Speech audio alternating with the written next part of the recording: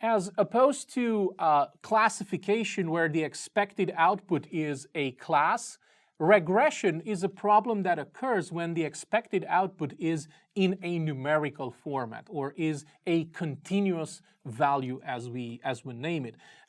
Examples of such problems are numerous, like you need to predict the average time between failures for various components of a complex machinery. That is an example where you don't want to predict whether the component will fail or not, but you want to predict like a value of time expressed maybe in days or in hours, which is a continuous value.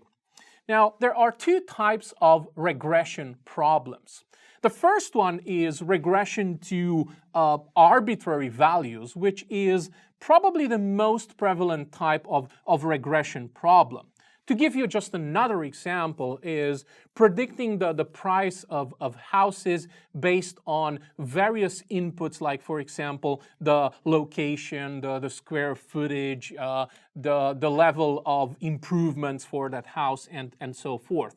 And why do we call it regression to arbitrary values? Because there is simply no boundary defined on the values, the output values that we predict. As opposed to this approach, we have what we call the regression to values between 0 and 1, where, as its name implies, you can easily see that this is a special case of regression problem where we bound the outputs to the interval of between 0 and 1. And you can see this problem as often related to a problem of classification.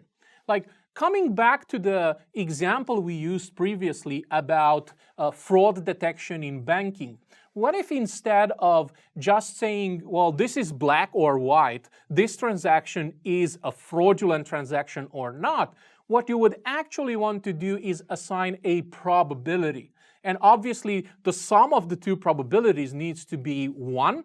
But then instead of an actual class, you need to predict a numerical value, which is the probability of a certain transaction being a fraudulent transaction. And obviously, if you subtract that probability from 1, you get the probability of that transaction not being a fraudulent transaction. So this is the typical type of example for regression to values between 0 and 1. Why is that important, and why do we discuss it separately? Is because there are a lot of optimization to certain algorithms that can be applied when you restrict that particular interval of values to 0 and 1. And as with classification, we do have a lot of algorithms that are available out there. For example, the linear regressor or the decision forest regressor, and the list can go on and on. There are lots and lots of algorithms, and we will discuss some of the details for these algorithms later in the course.